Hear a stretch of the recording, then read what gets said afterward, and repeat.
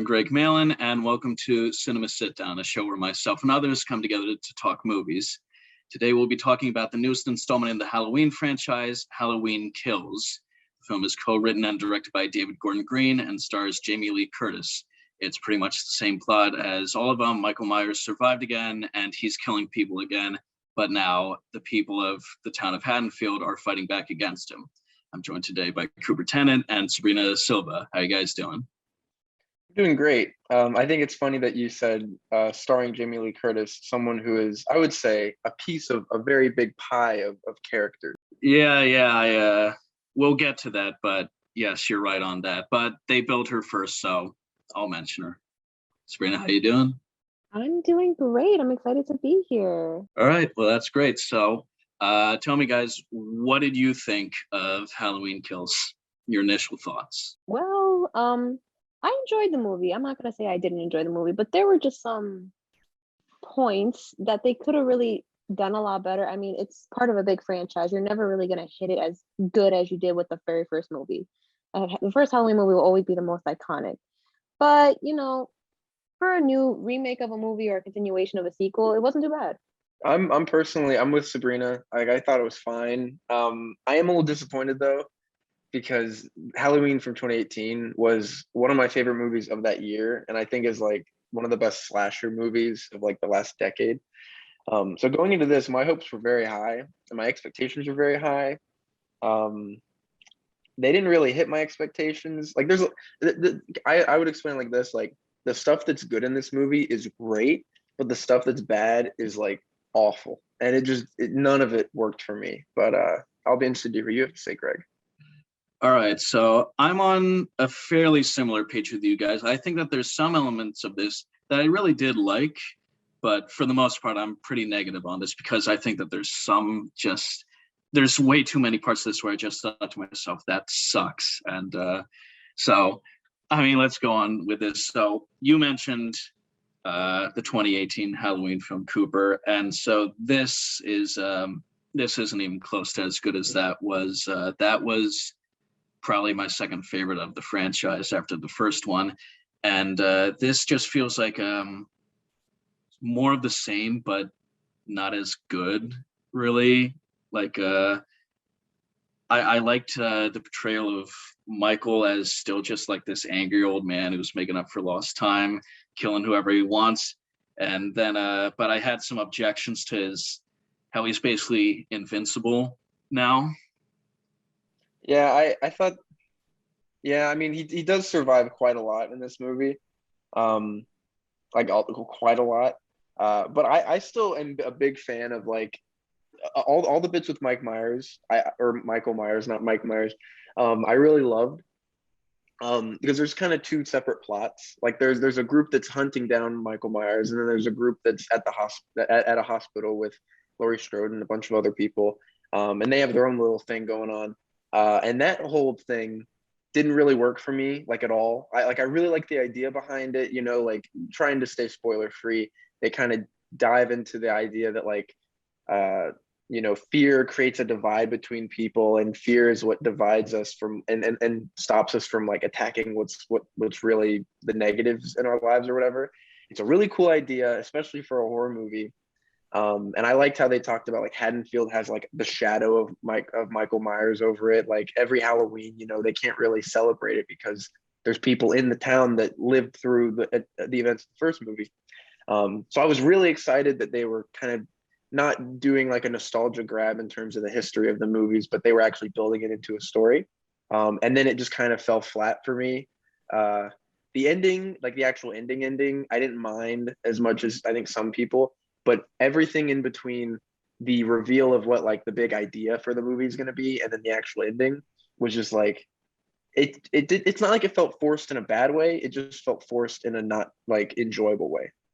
Yeah, and I have to agree with that because for the hype that this movie got, I did go in with high expectations as well. And like you guys were saying, Halloween 2018, phenomenal. I loved it too. I thought they did a really good job remaking a classic. When I came into this movie, and I mean, also trying to stay for the free, Laurie Strode is, I feel, a very iconic character in this franchise. And for her to never really have that prominent of a role in this story, it kind of disappointed me a little bit.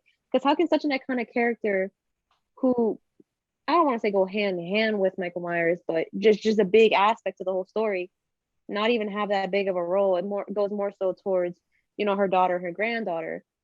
But there were, like you said earlier, Cooper, like the parts that were great with Michael Myers were great. The killing, the gore, there were even some parts that got me a little sick to my stomach, not gonna lie.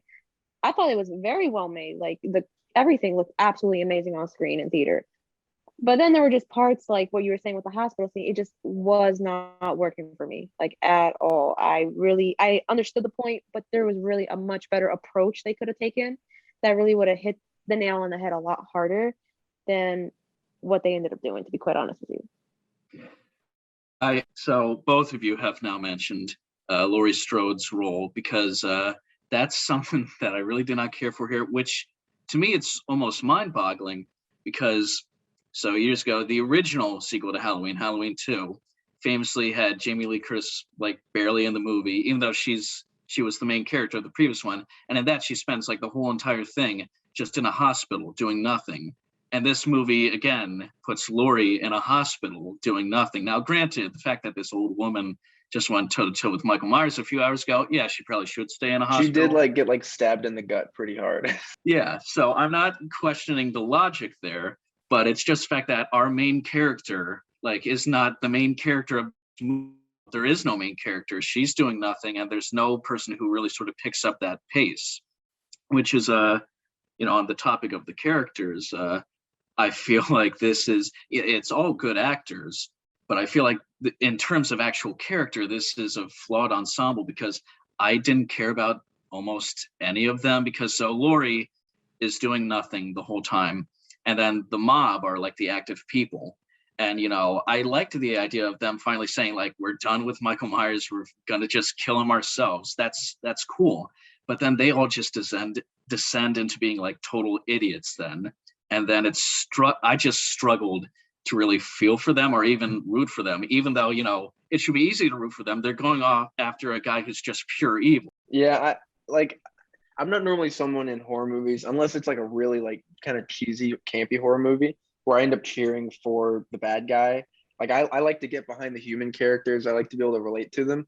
But there are some like stupid characters in this movie where it's almost like Michael Myers accidentally kills them. Like it does feel like sometimes he does something and he's like, oh, I guess that worked.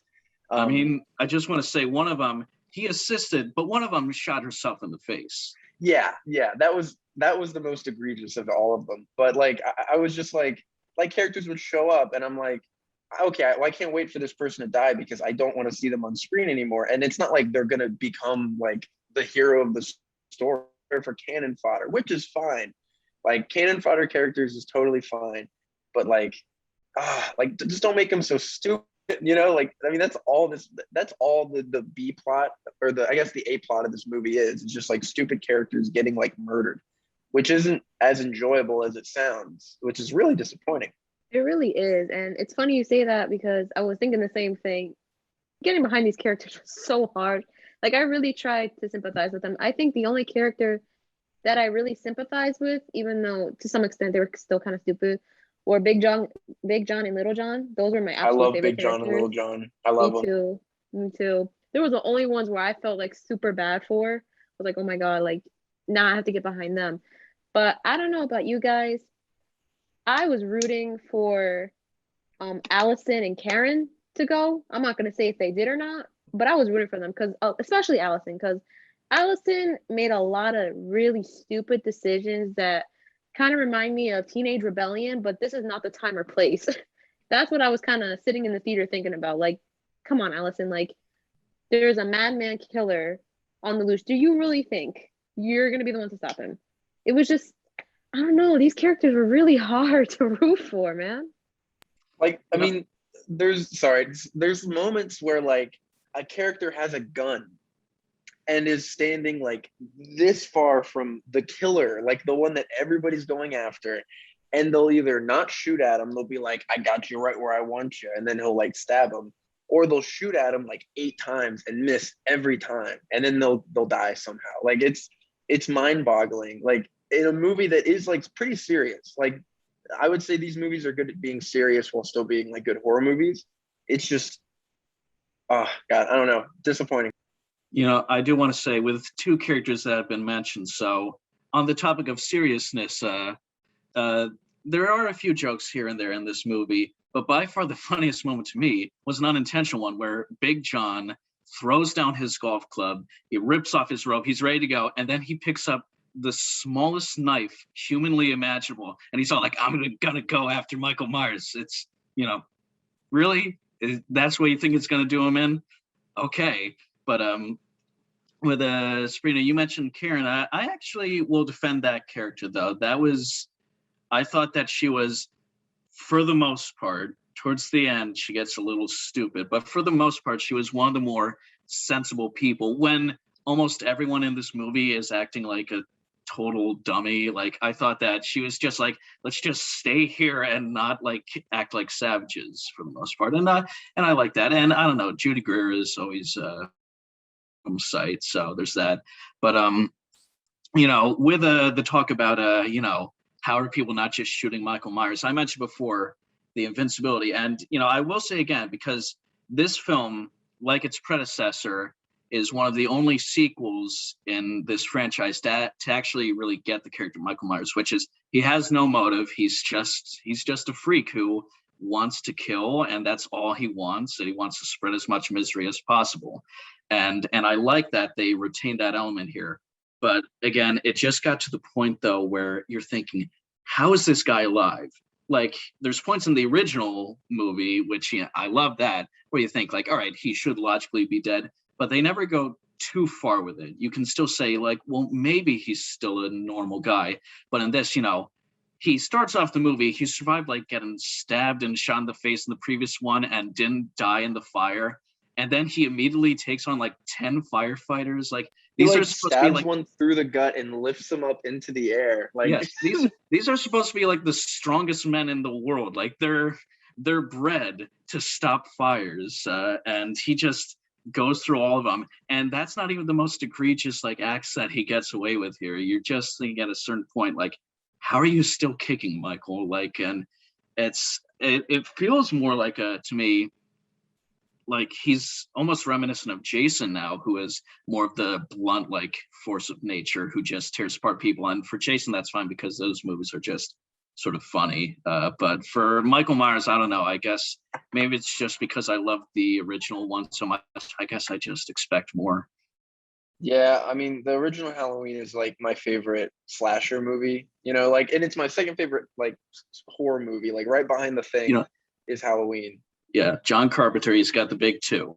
He Yeah. nailed it, and then he just stepped away and let other people do a worse job. But go on. Yeah.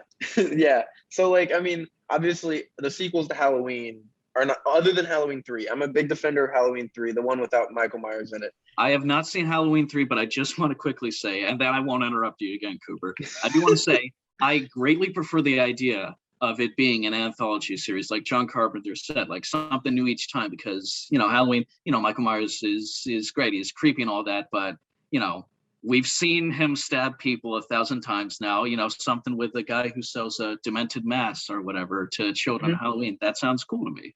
Yeah, at least like, I mean, like Chucky, they kind of revitalized that by giving him like a wife and a kid. Jason went to space, Leprechaun went to space and to the hood. So like, I don't know, but you can't really do Michael Myers goes to space or Michael Myers goes to the hood. So I think it would be awesome if they would have done that, but obviously not, considering we're talking about the like 9th or 8th Halloween movie that has Michael Myers in it. But yeah, I do expect more because the first one is so good. So I know that it's possible.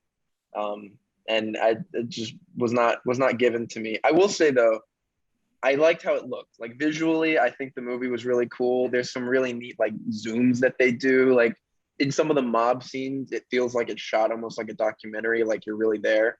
And then some of the kills are shot really interestingly, like very like kind of blurry. I don't know. I thought it was cool. Like the staging was nice. Visually, it's a really fantastic movie. Just the story, it kind of falls apart for me. Oh, visually, amazing. I felt very immersed.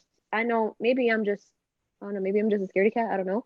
But I know in the theater, I jumped a few times. I don't know about you guys. I was so into it. It felt so real to me at some points because of how well put it was together cinematography wise.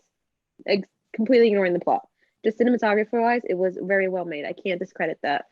And then the symbolism, I feel like they really displayed the symbolism of the mask very well, more so towards the end. But I'm not gonna go too deep into that because I don't want to spoil anything. But after watching this movie, it kind of does make me worried for the one coming out next year, the last one of the trilogy, because I don't know. I mean, like I'm curious as to see where this goes from here. It was kind of a letdown from the first one, and you know the whole stereotypical trilogies. The third movie is always the worst. So I'm a little worried. I'm very curious to see if this ending is going to change because I did kind of get a little hopeful about this ending, but I mean it wasn't a disappointment, but it was just expected, I guess. I would Well, agree. yeah, I'm one. So, I mean, I'll still watch it because I like this franchise and I'd like to see what happens. But is this one sort of checked me out a bit, and also the fact that I'm already hearing that the third one, which will now take place like 4 years after this one. Whoa, And, really? yeah, that's what they said. Oh, They weird. said it's Oh, not going to be immediate, which going to include a political angle and COVID-19 in it. They're why? bringing, for Why? some reason, they decided, Michael Myers wasn't bad enough. We need to bring in coronavirus. I Is his great evil now going to be the fact that he only wears a plastic mask and not a medical one? I don't know, but anyway, I will agree though. I do think that on a technical level, this is a good movie. My problems lie with the writing, which is, of course, a big problem for me. But I do think that this is a well-directed movie. I think as it goes, the third act I think is messy on a technical level. Besides, the other stuff is great, but that, like, I thought, like, they used like a lot of voiceover sort of out of nowhere, and like the use of flashbacks I thought was a bit weird. But anyway, Sabrina, you mentioned like scares in this, and for me, even though I thought that there was some creative kills, what brought this down for me was I never actually did feel scared during this. There's a few moments of tension here and there, but to compare it to the original, which every Halloween sequel and reboot and remake and whatever is always going to be negatively compared to the original. But I watched the original last night, and that is just so good because that is like the best instance I think I've ever seen of just building tension more and more. It's not even fully about the kills. It's just that, you get that slow start and it just keeps growing more. You see him like he's hunting all of them. Then he's like figuring out what he's going to do. Like they're getting more and more scared there. I think that that's just the perfect tension and everything. And it's just simple and it's to the point and it made for like the perfect slasher movie. I'll agree. Well, I guess I could correct my statement. I wasn't more so scared. I was more sorry about my dog.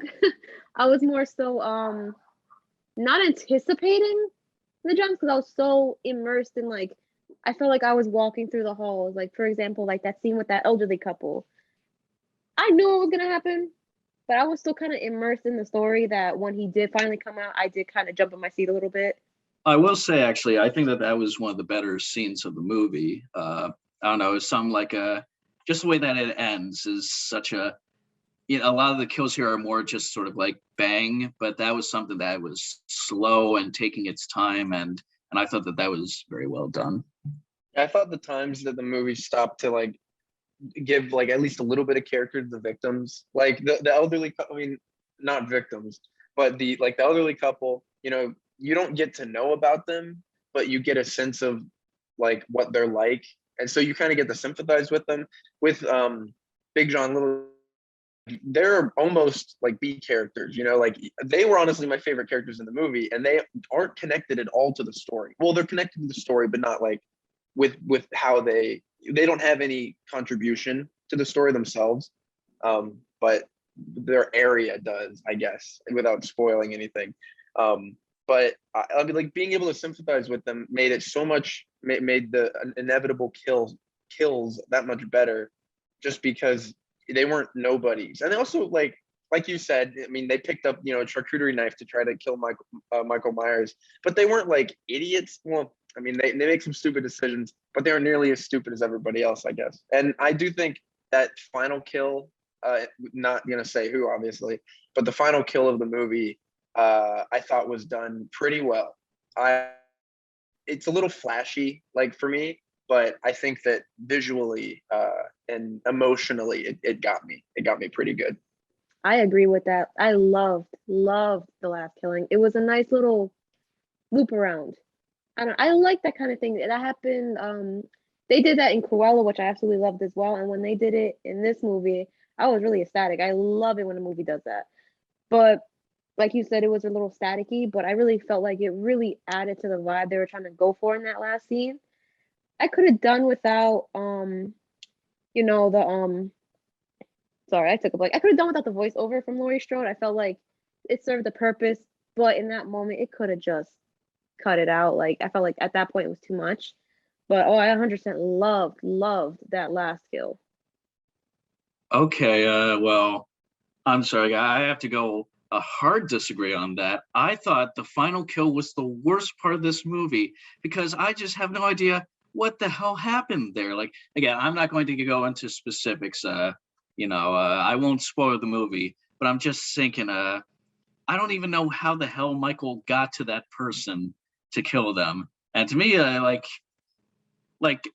will say, so going a bit before that, not just the ending, but the climax, I think in concept, that's good, which I won't say what happens, but I thought, oh, that's a cool idea. But then I knew to myself, though, like he's not going to die from this, even though it would be a cool way for him to go out. But I knew that's not going to happen because, so to compare this with, again, previous movies. So, the first one, it's all on its own. It's a great movie. And then the previous one, the 2018 sequel / reboot, was still a pretty good self-contained story then. Like it told a complete story and, it left it open. Maybe it could end here or maybe not. This one, though, because they already said this is the second of a part of a trilogy.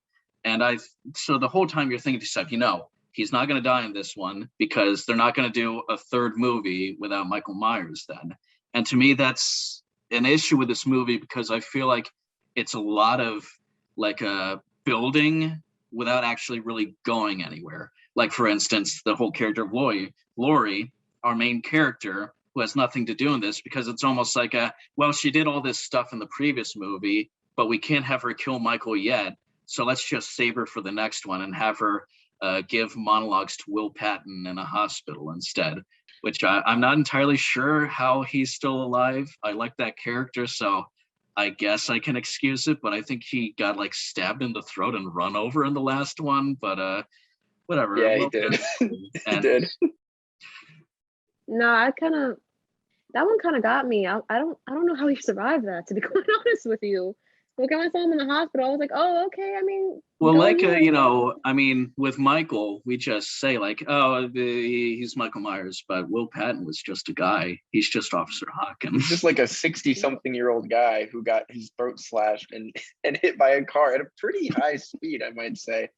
But hey, he got morphine and he has some stitches, so he's good. But yeah. I don't know. I mean, in all, like, I think visually this movie's very impressive. This isn't really a spoiler because it's in the trailers, but they do some flashback stuff that I actually thought was really, really good. I normally don't like when movies do that, but I actually really like this. If you like the Halloween movies, this is by far not the worst one. And you should see this because there's going to be another one. But I mean, I don't know. A lot of kind of lackluster stuff, but if you like Michael Myers, you like Halloween, I would definitely recommend it. It's a good scary movie, I guess. Yeah, I'd recommend it too. I mean, it's a nice take on a classic. If you're a big fan of Michael Myers, of course, watch it. I do not see a reason why not to. And if you're just kind of a fan of, I guess, cringy horror, because I did kind of cringe a little bit, it's definitely a good movie to kind of take a moment just to watch it because it was entertaining. Whether you be scared or laugh at it, it's pretty entertaining. Well, I will agree that it's not the worst of the franchise. I'm never going to hide the fact that I hate Rob Zombie, and I did not like his movies here.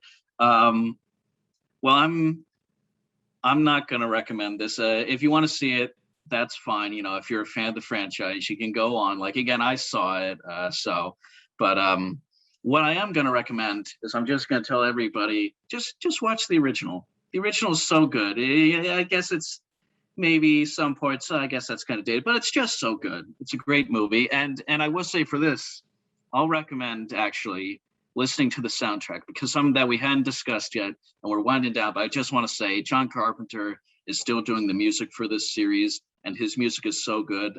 For the most part, he's kind of recycling music that he previously used and putting some new spins on it. But that music is still just such. I It's don't know. I guess I intense. lost. It's really intense. It's so good. It's just so much of a part of this franchise's character. So that I loved. The movie, as I made clear, I did not love. But so 2 people out of 3 recommended it. So I guess by that logic, I have to say, go watch it. I say that under protest, I guess. But so that's our episode then. Thank you, Cooper and Sabrina. You guys did a great job, even if I disagree with you on the recommendations. And so watch more episodes of this show and more episodes of whatever else Pirate TV is putting out. And goodbye.